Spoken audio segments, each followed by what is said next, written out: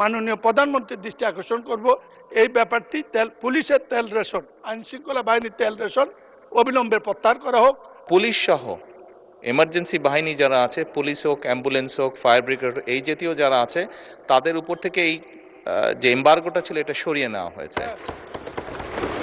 আমি মনে করি অসুবিধা হবে না। এমনি আইনশৃঙ্খলা পরিস্থিতির উন্নতির দিকে আমি স্বরাষ্ট্রমন্ত্রী এখানে নাই, মাননীয় প্রধানমন্ত্রীর দৃষ্টি আকর্ষণ করব, এই ব্যাপারটি পুলিশের তেল রেশন, আইনশৃঙ্খলা বাহিনীর তেল রেশন অবিলম্বে প্রত্যাহার করা হোক, নাইলে আইনশৃঙ্খলা সংকট সৃষ্টি হবে।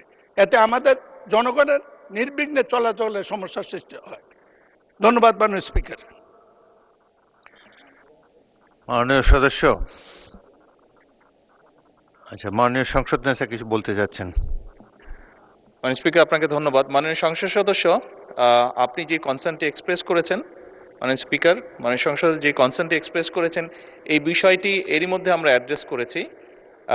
পুলিশ সহ এমার্জেন্সি বাহিনী যারা আছে, পুলিশ হোক, অ্যাম্বুলেন্স হোক, ফায়ার ব্রিগেড, এই জাতীয় যারা আছে, তাদের উপর থেকে এই যে এম্বার্গোটা ছিল এটা সরিয়ে নেওয়া হয়েছে। এটা আরও 2 দিন আগে এই সিদ্ধান্তটি আমরা গ্রহণ করেছি, 2 দিন আগে এটি ক্লিয়ার করে দেওয়া হয়েছে।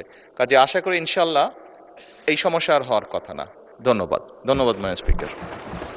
ধন্যবাদ মাননীয় সংসদ নেতা।